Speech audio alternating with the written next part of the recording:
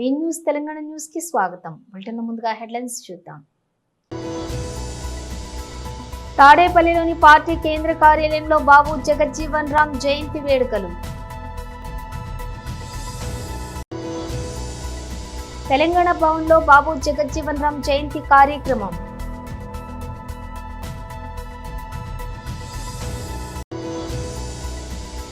Parliament సాక్షిగా ముస్లింలకు ద్రోహం చేశాడు జగన్, నక్కా ఆనందబాబు.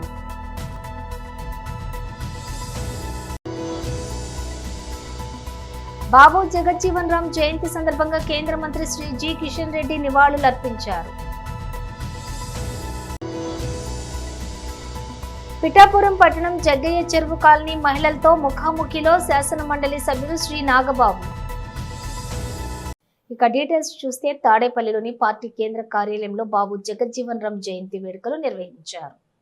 సామాజిక సంస్కర్తగా సామాజిక న్యాయాన్ని సంపూర్ణంగా భారతదేశంలో ఆవిష్కరించడానికి అవిరామ కృషి చేసిన గొప్ప మహానాయకులు బాబు జగజ్జీవన్ రామ్ గారు. బీహార్లో పుట్టి కలకత్తా బెనారస్ యూనివర్సిటీలో విద్యాభ్యాసం చేసి చిన్నతనంలోనే అంటరానితనాన్ని, కుల వివక్షకు గురైన వారు ఎంతో మానసిక క్షోభను అనుభవించి విద్యలో సంపూర్ణమైన పరిపూర్ణతను సాధించుకున్నారు. గాంధీజీ నాయకత్వంలో స్వతంత్ర ఉద్యమకారుడిగా పనిచేశారు. క్విట్ ఇండియా ఉద్యమంలో బహుముఖంగా పనిచేశారు. ఆ తదుపరి కాంగ్రెస్ పార్టీలో అత్యున్నతమైన ఉన్నత పదవులను, కేంద్ర మంత్రులను, వివిధ శాఖలను, ఓ లేబర్ మినిస్టర్గా, ఓ వ్యవసాయ మంత్రిగా, ఓ ఫుడ్ కార్పొరేషన్ మంత్రిగా, ఇలా అనేకమైన శాఖలకు న్యాయం చేసి భారతదేశం రూపొందించడంలో స్వతంత్ర ఉద్యమానంతరం భారతదేశం తనను తాను సంస్కరించుకుంటూ ముందుకు సాగుతూ అనేకమైన రూపాల్లోకి మారుతున్న క్రమంలో భారతదేశ యొక్క స్వరూపాన్ని మార్చిన చరిత్రకారులలో బాబు జగజ్జీవన్ రామ్ గారు ఒకరని ఈ రోజున ఘంటాపదంగా వైఎస్ఆర్ కాంగ్రెస్ పార్టీ సగర్వంగా మనందరి సమక్షంలో ప్రకటిస్తున్నాం.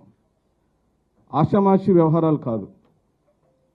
ఆనాటి కుల వివక్షతలో, ఆనాటి అంటరానితనంలో, ఆనాటి వెనుకబాటుతనాల్లో దళితులను, బలహీన వర్గాలను, మైనార్టీలను సముచితమైన సామాజిక న్యాయాన్ని సాధించడంలో, రిజర్వేషన్లు సాధించడంలో మరి వారు బాబాసాహెబ్ అంబేద్కర్తో మరి కలిసి పనిచేసి ఈ రోజున భారతదేశం గర్వించదగిన నాయకులలో ఓ నాయకుడిగా వారు ఈ రోజున మన మధ్యలో ఉండటం, వారిని సంస్కరించుకోవటం, వారిని మననం చేసుకోవటం, వారిని అనుసరించటం మనందరి యొక్క విద్యుత ధర్మంగా ఈనాడు మాజీ ముఖ్యమంత్రిగా, మన పార్టీ అధ్యక్షులుగా జగన్మోహన్ రెడ్డి గారు కూడా పూర్తిగా జగజ్జీవన్ రామ్ గారి యొక్క అడుగుజాడల్లో వారు తీసుకొచ్చిన అనేకమైన సంస్కరణలో భాగస్వాములై వారు ముందుకు సాగుతున్న ఈ క్రమంలో వైఎస్ఆర్ కాంగ్రెస్ పార్టీ పూర్తిగా వారికి నివాళులర్పిస్తూ వారిని స్మరించుకుంటూ మరి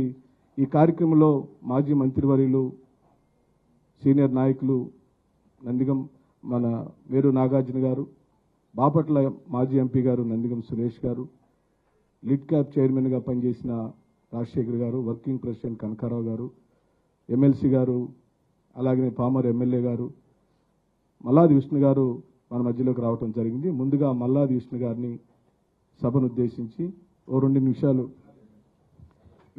వారు మాట్లాడబోయే ముందుగా వారికి నివాళులు అర్పించే క్రమాన్ని. తెలంగాణ భవన్లో బాబు జగజ్జీవన్ రామ్ జయంతి కార్యక్రమం. రెడీ అంటే స్టార్ట్ చేస్తా. భారతదేశ స్వాతంత్ర పోరాటంలో గొప్ప పాత్ర పోషించినటువంటి మహానాయకుడు బాబు జగజ్జీవన్ రామ్. దేశ స్వాతంత్ర సముపార్జనలో కావచ్చు, తదనంతరం సుదీర్ఘకాలం పాటు బహుశా ఇప్పటి వరకు భారతదేశ చరిత్రలో అత్యధిక సమయం మంత్రిగా పనిచేసినటువంటి మహానుభావుడు బాబు జగజ్జీవన్ రామ్. వాస్తవానికి ఈ దేశానికి ప్రధాని కావలసినటువంటి అన్ని అర్హతలు ఉన్నటువంటి గొప్ప నాయకుల్లో మొదటి శ్రేణిలో ఉండే మహానుభావుడైనటువంటి జగ్జీవన్ రామ్ గారు ఈ దేశంలో ఉన్నటువంటి తాడితుల పీడితుల అణగారిన వర్గాల సంక్షేమం అభివృద్ధి కోసం వాళ్ళ జీవితాల్లో వెలుగుబాటలు నింపడం కోసం ఆహారాహారం కృషి చేసినటువంటి మహానాయకుడు. ససారాం నియోజకవర్గం నుండి అనేక పర్యాయాలు ఎంపీగా గెలిచినటువంటి నాయకుడు. అదే రకంగా బంగ్లాదేశ్ విమోచన, భారతదేశం ఒక దేశాన్ని వీరోచితంగా పోరాడి విముక్తి చేయడంలో ప్రధాన భూమిక పోషించినటువంటి మహానాయకుడు. ఆనాడు రక్షణ మంత్రిగా ఉండి పాకిస్తాన్ దుర్మార్గం నుండి బంగ్లాదేశ్ను విముక్తం చేయడంలో రక్షణ శాఖ మంత్రిగా వారు చేసినటువంటి సేవలు వారి పోరాట పటిమకు నిదర్శనం. జీవితాంతం కాళోజీ నారాయణరావు గారు అన్నట్టు పుట్టుక నీది, చావు నీది, బ్రతుకంతా దేశానిది అనేటువంటి నానుడికి సరిపోయేటువంటి రూపం బాబు జగ్జీవన్ రామ్ గారిది. ఇవాళ ఈ దేశంలో ఉన్నటువంటి అణగారిన వర్గాల వారు సగౌరవంగా ఆత్మగౌరవంతో బ్రతుకుతున్నారు అనడానికి కారకుడైనటువంటి మహానుభావులలో బాబు జగ్జీవన్ రామ్ గారు కూడా ఒకరు. కాబట్టి మేము డిమాండ్ చేస్తూ ఉన్నాం, తప్పకుండా బాబు జగ్జీవన్ రామ్ గారికి భారతరత్న, ఖచ్చితంగా భారతరత్న పొందడానికి అన్ని అర్హతలు ఉన్నటువంటి మహానుభావుడు బాబు జగ్జీవన్ రామ్ గారు. కాబట్టి దేశం ఈరోజు వారిని స్మరించుకుంటున్నటువంటి సందర్భంగా భారత ప్రభుత్వం వారికి ఆ గౌరవాన్ని ఇవ్వాల్సినటువంటి బాధ్యత భారత ప్రభుత్వం మీద ఉంది అనేటువంటి విషయాన్ని తెలియజేస్తూ మరొక్కసారి వారికి మా నివాళి, శ్రద్ధాంజలి.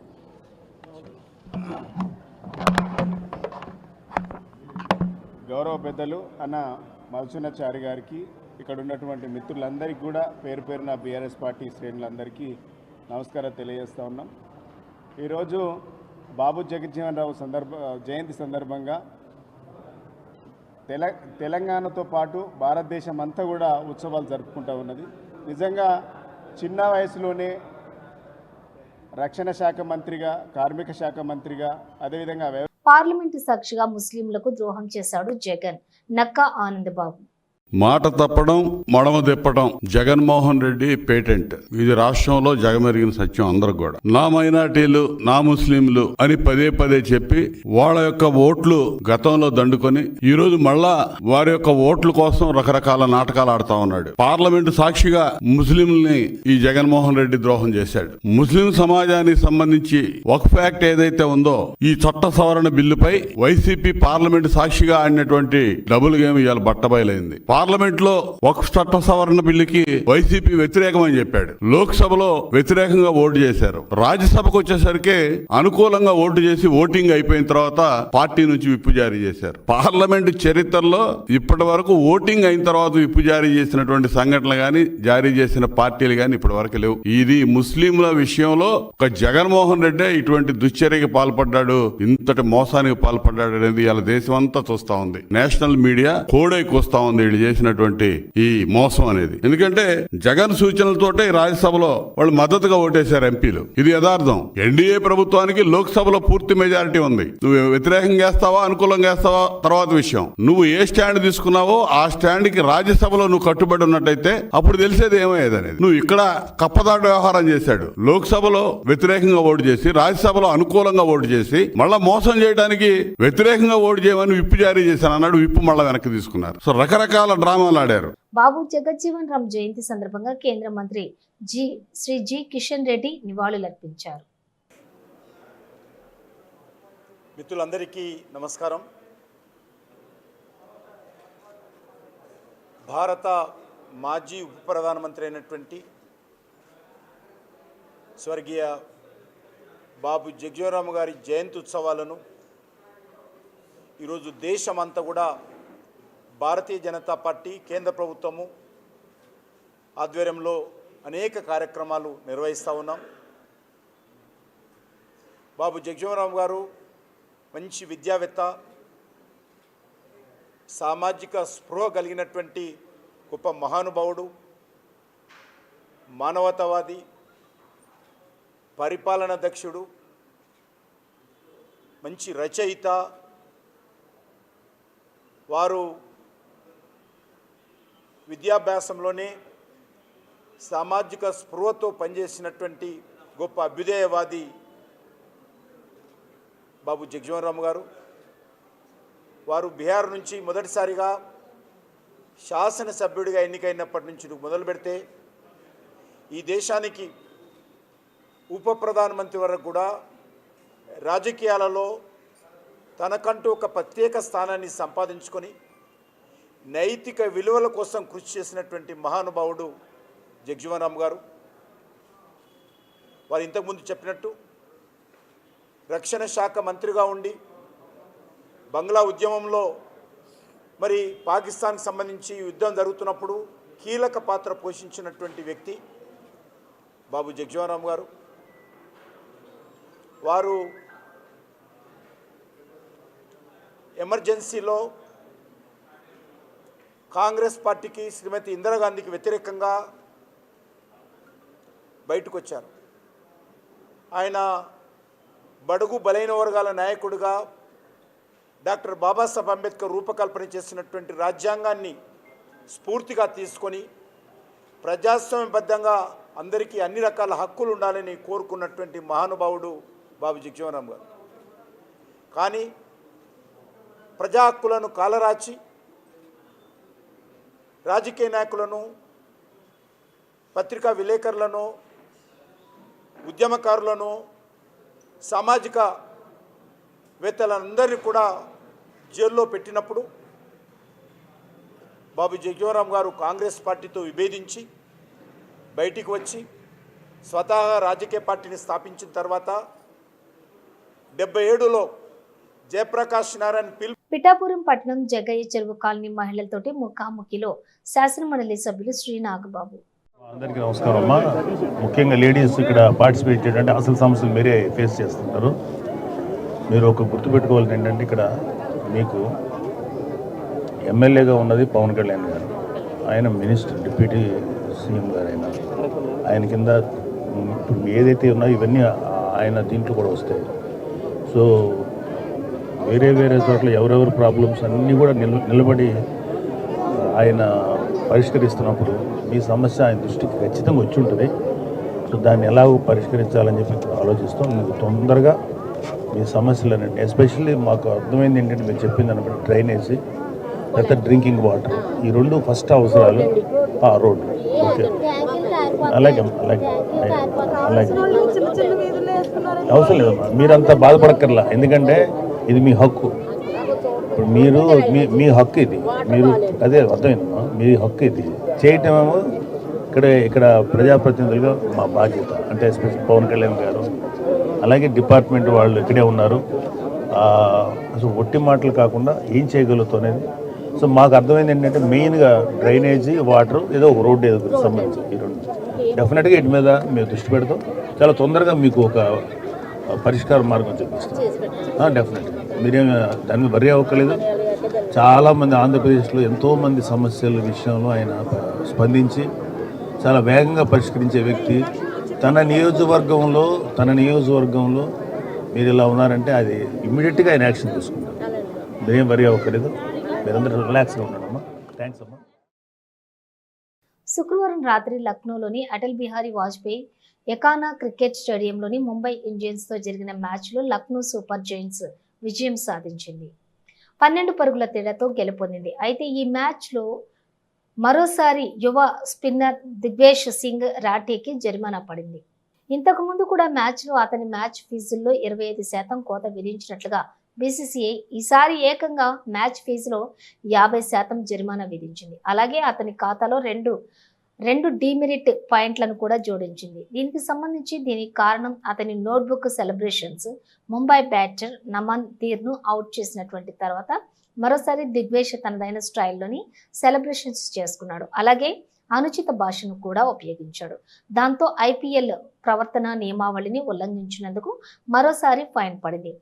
అటు లక్నో కెప్టెన్ రిషబ్ పంత్ కూడా 12 లక్షల జరిమానా విధించబడింది.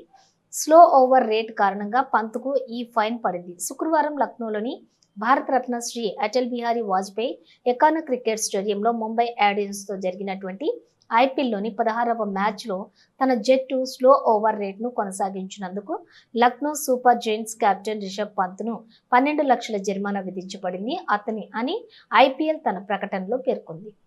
నాగర్ కర్నూలు జిల్లా అమరాబాద్ మండల కేంద్రంలోని అచ్చంపేట ఎమ్మెల్యే డాక్టర్ చిక్కుడు వంశీకృష్ణ మరియు సిబిఎం ట్రస్ట్ చైర్పర్సన్ డాక్టర్ చిక్కుడు అనురాధ ఆదేశాల మేరకు అంబేద్కర్ చౌరస్తాలోని మండల కాంగ్రెస్ పార్టీ ఆధ్వర్యంలో తెలంగాణ రాష్ట్ర ప్రభుత్వం ప్రతిష్టాత్మకంగా చేపట్టిన ప్రజాపాలనలో భాగంగా ఉచిత సన్నబియ్యం పథకంపై ముఖ్యమంత్రి రేవంత్ రెడ్డి చిత్రపటానికి పాలాభిషేకం చేయడం జరిగింది. అనంతరం కాంగ్రెస్ పార్టీ నాయకులు మాట్లాడుతూ రాష్ట్ర ప్రభుత్వం తెల్ల రేషన్ కార్డు ఉన్న ప్రతి ఒక్క లబ్ధిదారునికి సన్నబియ్యం పథకం అమలు చేయడం జరిగింది. రాష్ట్రంలోని రాష్ట్ర ప్రభుత్వం అమలు చేస్తున్నటువంటి ఈ పథకంపై వివిధ రకాల వర్గాల ప్రజలు సంతోషం వ్యక్తం చేయడం జరిగింది. ఈ ప్రభుత్వంలోని గత ప్రభుత్వంలోని పురుగులు పట్టిన బియ్యము తినలేక ప్రజలు చాలా ఇబ్బందులకు గురి కావడం జరిగిందన్నారు. ఈ ప్రభుత్వంలో సన్నబియ్యం పథకంపై ప్రతి పేదోడు కూడా రుచికరమైన భోజనం తింటున్నామని సంతోషం వ్యక్తం చేయడం జరిగింది. ఈ కార్యక్రమంలోని మండల కాంగ్రెస్ పార్టీ నాయకులు, కార్యకర్తలు, స్థానిక ప్రజాప్రతినిధులు, మహిళలు పాల్గొనడం జరిగింది. అదేవిధంగా బీజేపీ అధ్యక్షులు మన మహేష్ కుమార్ గౌడ్ గారు, అదేవిధంగా పౌర సరఫరాల శాఖ మంత్రి ఉత్తమ్ కుమార్ రెడ్డి గారు, అదేవిధంగా బట్టి విశ్వమక్క గారు, అదేవిధంగా మన స్థానిక శాసనసభ్యులు మన డాక్టర్ ఉత్కృష్ణ గారు, అదేవిధంగా కాంగ్రెస్ పార్టీ నాయకులు ఓదన్నటువంటి నాయకులందరికీ పేరు పేరు ధన్యవాదాలు చేస్తూ ఈరోజు ఏదైతే పథకాన్ని ఎస్సీ, ఎస్టీ, బీసీ, మైనార్టీలు ఈరోజు నిరుపేదగా ఉన్నటువంటి వాళ్ళు ఈ దొడ్డు బియ్యం తెచ్చుకొని కొంతమంది తింటున్నారు, కొంతమంది తింటలేరు. తినలేక ఈ బియ్యం వ్యవస్థ మొత్తం దళారీ వ్యవస్థ అవుతుంది. కాబట్టిగా ఈరోజు దీన్ని తీసుకున్నటువంటి రేవంత్ రెడ్డి గారికి ఈ మన అచ్చంపేట కాన్స్టిట్యున్సీ ప్రజలందరూ, ఇక్కడ ఉన్నటువంటి కాంగ్రెస్ పార్టీ నాయకులందరి తరఫున మన రేవంత్ రెడ్డి గారికి, అదేవిధంగా మన ముఖ్యమంత్రి గారికి అందరం కూడా రుణపడి ఉన్నాం. ఎందుకంటే ఈరోజు ఈ రాష్ట్ర ప్రభుత్వం వచ్చిన తర్వాత ఏదైతే పథకాలను అమలు చేయాలనుకున్నదో 6 గ్యారెంటీల్లో భాగంగా ఈరోజు ఏదైతే గతంలో స్టార్టింగ్ ఎప్పుడైతే గవర్నమెంట్ వచ్చినప్పుడే ఉచిత బస్సు ప్రయాణం కానీ, అదేవిధంగా గోజ్యోతి కానీ, సిలిండర్ కానీ, ఈరోజు రుణమాఫీ కేసీఆర్ ఎక్కడ చేయలేదు. రుణమాఫీ చిన్న చిన్న అవకతవకల వల్ల కొంతమంది రుణమాఫీ కాకపోతే ఆందోళన చేస్తున్నారు. ఈరోజు రైతు బంధు కానీ ప్రతి ఒక్కటి అమల్లో చేసుకుంటా ఈరోజు కేసీఆర్ ఈ రాష్ట్రాన్ని ఎప్పుడులో పెట్టుకున్నటువంటి ఈ రాష్ట్రాన్ని నడుపుకుంటా ఈరోజు ఇంత ముందు తీసుకుపోతుంటే నిజంగా చెప్పాలంటే రేవంత్ రెడ్డి గారికి అందరం మన కృతజ్ఞతలు చెప్పాలి. ఎందుకంటే ఈరోజు మనం ఈ రాష్ట్రాన్ని నడపాలంటేనే కింద మీద పడుతుంది. ఆ రోజు ఈ రాష్ట్రంలో 7 లక్షల రూపాయల కోట్ల అప్పు చేసిపోయినటువంటి రాష్ట్రాన్ని ఈరోజు రేవంత్ రెడ్డి గారు నడుపుకుంటూ ఈరోజు ఇన్ని పథకాలు అమలు చేస్తారు. కాబట్టిగా వారికి మనం ఎల్లవేళ సపోర్ట్ ఉండాలి, వారికి కృతజ్ఞతలు తెలపాలి. కాబట్టిగా ఈ కార్యక్రమానికి వచ్చినటువంటి అందరికీ పేరు పేరు ధన్యవాదాలు చేస్తూ ముందు ఇంకా ఈ కార్యక్రమాలు ఇక్కడ కూడా మన కొన్ని గ్రామాలలో ఈరోజు సన్నబియ్యం కార్యక్రమం పథకాన్ని ఈరోజు కొన్ని ఊళ్ళలో ప్రోగ్రాంలు చేశాం. కాబట్టిగా రేపు కూడా ఎన్ని గ్రామాలు ఉన్నావో అన్ని గ్రామాల్లో కూడా ఎక్కడెక్కడ గ్రామాల్లో నాయకులు ఆ గ్రామంలో నాయకులు అక్కడే మనం పిలుచుకొని ఆ రేషన్ డీలర్ వాళ్ళు పిలిచి ఆ రేషన్ కాడ మనం దాన్ని ముందుకు తీసుకుపోయేటట్టుగా మనం దీన్ని ముందుకు ప్రచారం చేసుకోవాలి. చేయకపోతే ఏమైందంటే మనం సైలెంట్ ఊపుకుంటే వాళ్ళు అధికారులు చేస్తారన్నట్టు ఇంతకుముందు దూరమైంది అవి మనం చూసాం.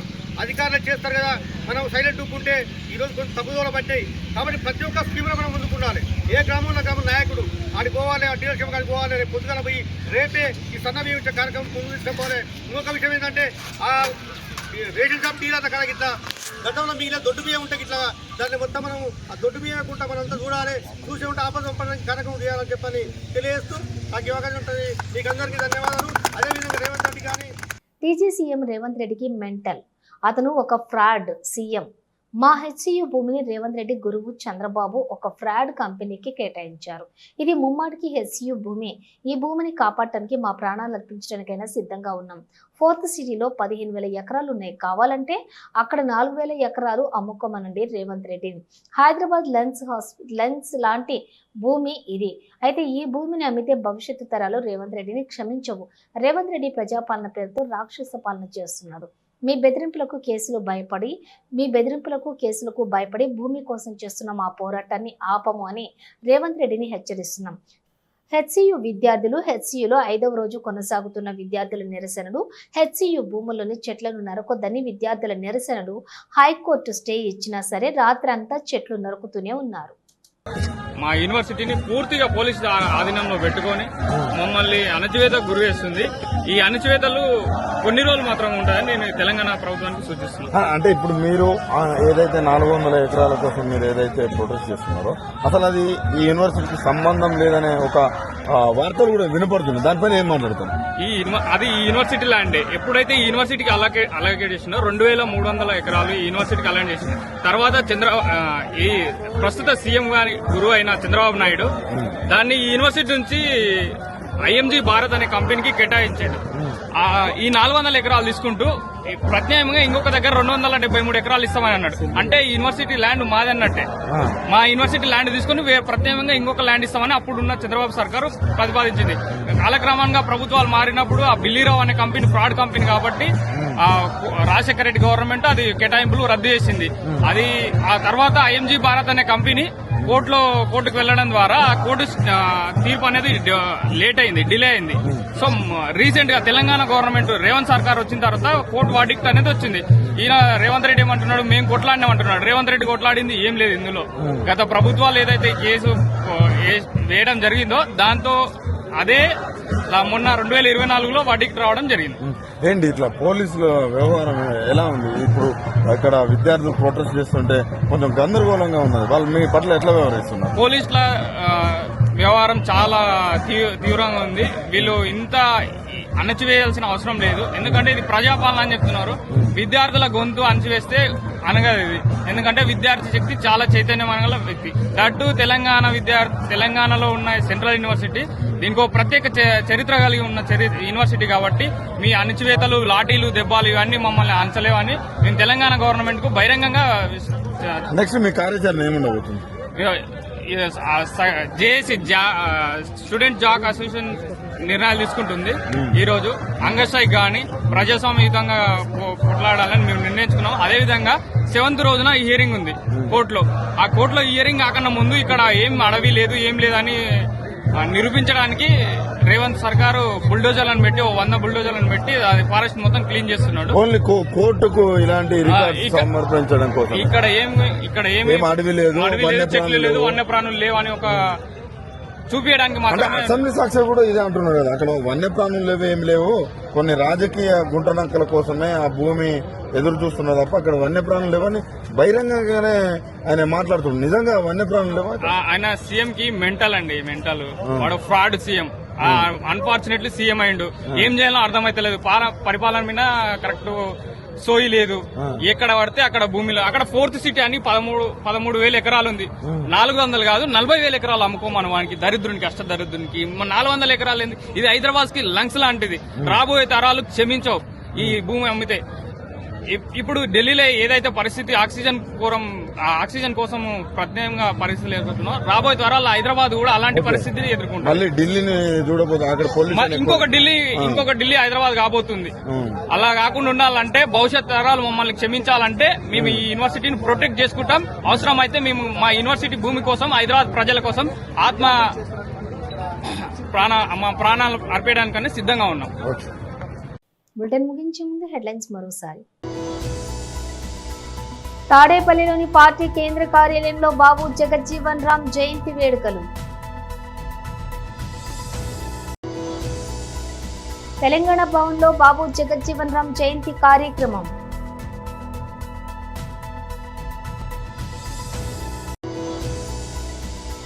పార్లమెంటు సాక్షిగా ముస్లింలకు ద్రోహం చేశాడు జగన్, నక్కా ఆనందబాబు.